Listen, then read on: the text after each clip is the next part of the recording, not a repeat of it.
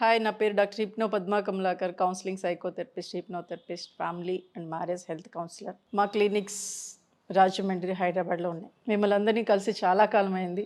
ఈరోజు లేడీస్ ఎక్కువ ఫ్యాన్స్. నేను ఎక్కడికి వెళ్ళినా సరే గుర్తుపట్టి, మేడం సుమన్ టీవీలో చూసా మిమ్మల్ని, ఎంతోమంది. నాకు నిజంగా చాలా హ్యాపీ అనిపించింది. ఎందుకంటే ఒక లేడీకి ఒక లేడీ ఫ్యాన్ అయిందంటే అది చాలా గొప్ప విషయం అండి. సో అటువంటి లేడీస్ కోసం ఇప్పుడు ఒక చక్కటి విషయాన్ని డిస్కస్ చేయాలనుకుంటున్నాను. ఎందుకంటే దీనివల్ల మన అందమే తగ్గిపోతుంది. సో కాబట్టి మనం ఎప్పుడూ అందంగా ఉండాలి. ఎందుకంటే మహిళలు అందగతలే, కానీ ఇంకా అందంగానే ఉండాలి అనే వేతో ఈ విషయాన్ని మీతో పంచుకుంటున్నాను. ఒకసారి నా దగ్గరికి ఒక లేడీ వచ్చింది.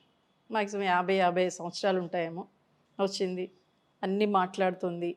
పిల్లలతో మాట్లాడాను, అందరితో మాట్లాడాక, మేడం మీ వయసు ఎంత అనగానే 35 అని చెప్పాను. నేను ఇష్టాను. కానీ ఆవిడని చూస్తే అలా లేదు, ఏదో అన్నీ కోల్పోయినట్లు. బట్ మేకప్ వేసుకుంది, పైకి కనిపిస్తుంది. కానీ 35 ఇయర్స్ ఏజ్ ఉన్న అమ్మాయి ఒక 50 ఇయర్స్ ఏజ్లా కనిపించిందంటే కారణం ఏంటో. మళ్ళీ ఇంకొక కేసు, ఆవిడ డయాబెటిక్. ఎప్పుడు పాపం డాక్టర్స్ కంట్రోల్లో ఉంచుకోవాలమ్మంటే కంట్రోల్ అవ్వట్లేదు, పెరిగిపోతుంది, తగ్గిపోతుంది. అరే ఏంటని డాక్టర్స్ అబ్జర్వ్ చేసినా సరే తెలియలేదు. ఆవిడ నా దగ్గరికి, మా డాక్టర్ గారు గైనకాలజిస్ట్ ఉన్నారు, నాగేశ్వరి గారు, నా దగ్గరికి పంపించడం జరిగింది. అలాగే ఇంకొక ఆవిడ కీళ్ళ నొప్పులు, 50 ఇయర్స్లోనే కీళ్ళ నొప్పులు వచ్చేసాయి.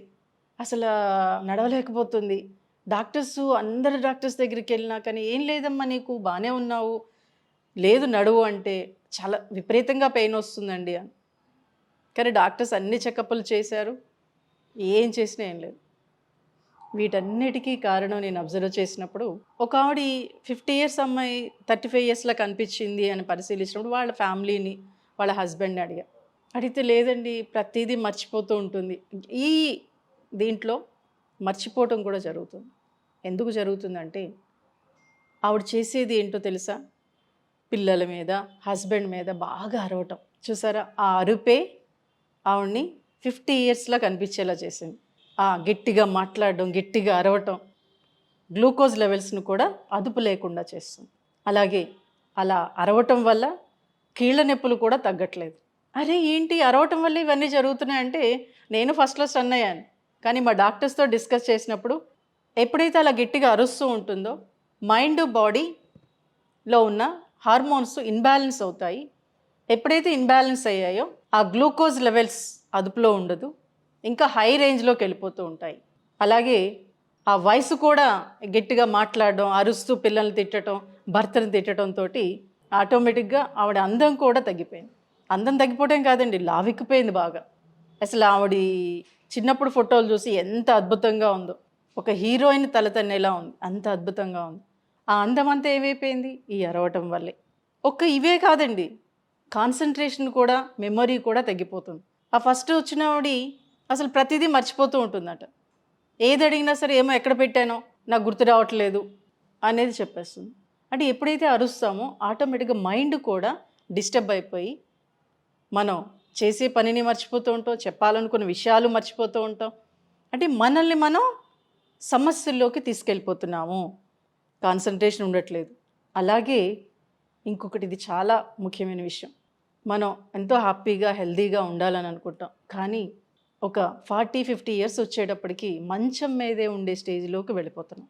ఒక్కటే లైఫ్ అండి, దాన్ని హ్యాపీగా ఎంజాయ్ చేయాలి అనుకుంటే మీరు ఎలా మాట్లాడుతున్నారు? ఎందుకంటే చాలామంది అంటారు నోరు మంచిదైతే ఊరు మంచిదవుతుంది అంటూ ఉంటారు కదా. నిజంగా మన నోరుని మనం అదుపులో పెట్టుకుంటే మన స్ట్రెస్ లెవెల్స్ తగ్గుతాయి, మన అందం మరింతగా ఇనుమడిస్తుంది, మన కాన్సన్ట్రేషన్ మరింత బాగా ఉంటుంది. ఎందుకంటే ఎప్పుడైతే స్ట్రెస్ పెరిగిందో ఆటోమేటిక్గా కాన్సన్ట్రేషన్ తగ్గిపోతుంది, మెమరీ తగ్గిపోతుంది. ప్లస్ మనం చేయాలనుకున్న పనులు చేయలేము, నలుగురితో కూడా మింగ్లింగ్ కావాలంటే మనలో ఇన్ఫీరియారిటీ కాంప్లెక్స్ కూడా పెరిగిపోతుంది. అంటే ఇన్ని రకాల సమస్యలు పెరగటం అవసరమా? ప్లస్ ఈ మధ్యన నేను అబ్జర్వ్ చేసిన ఒక ముఖ్యమైన విషయం ఏంటంటే, చాలామంది భర్తలు వైఫ్తో సరిగ్గా ఉండట్లేదు. దానికి ముఖ్య కారణం కూడా మా ఆవిడ పదే అరుస్తుందండి. ఆ అరవటంతో నాలో అసలు ఆ ప్రేమని చూపించాలనే, ఆప్యాయతను చూపించాలనే ఉండటం లేదు, అసలు చూపించలేకపోతున్నాను. అలాగే ఇంకొక ముఖ్య విషయం, సెక్స్ పరంగా కూడా 4 ఇయర్స్ నుంచి దూరంగా ఉంటున్నారు. ప్రతిదానికి అరిచేస్తూ ఉంటుంది, ప్రతిదానికి అసలు చిన్న విషయం అడిగినా సరే అబ్బాయి ఇంక ఇవ్వండి ఎందుకు అడగటం అని.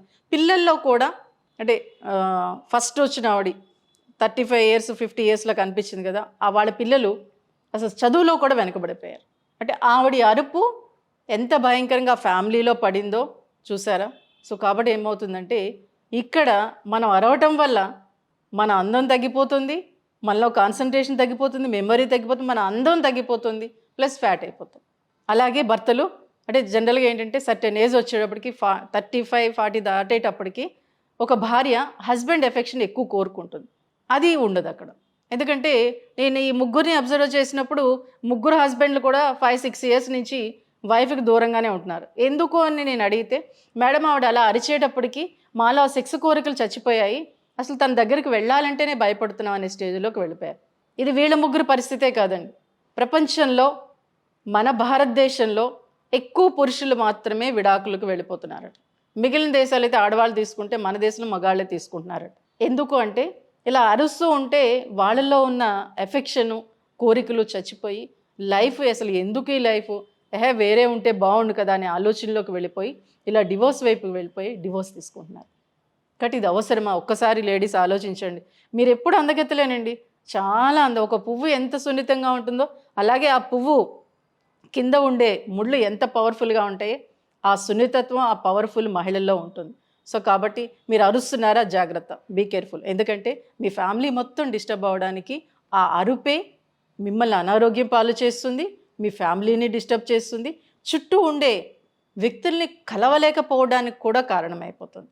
సో కాబట్టి ఇవన్నీ అవసరమా? ఒక్కసారి ఆలోచించండి. ఎందుకంటే ఈ ప్రపంచం ముందుకెళ్ళాలి అన్నా, ఈ ప్రపంచం బాగుండాలి అన్నా, ఒక ఫ్యామిలీలో పిల్లలు, నేటి తరం పిల్లలు, రేపటి తరం పిల్లలు బాగుండాలి అంటే మీరు కూల్గా ఉండాలి. ఎందుకంటే మీరు ఒక్కసారి అబ్జర్వ్ చేస్తే మనం కృష్ణుడిని చూస్తే సత్యభామని రుక్మిణిని క్రియేట్ చేశారు.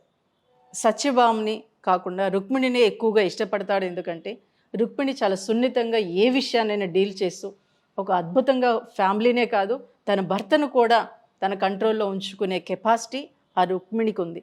బట్ ఇక్కడ వాళ్ళ మనుషులుగా చూస్తే రుక్మిణి చాలా సున్నితంగా చాలా పవర్ఫుల్గా విషయాల్ని డీల్ చేసుకునేది. సత్యభామ ఇంట్లో కాదు బయట ఎక్కువగా తను చాలా పవర్ఫుల్గా ఉండేది. సో కాబట్టి ఒక ఇంట్లో ఒక రుక్మిణిలా ఉండాలి, బయట సత్యభామలా ఉంటే మీ ఫ్యామిలీయే కాదు మీరు కూడా ఆరోగ్యంగా ఉంటారు.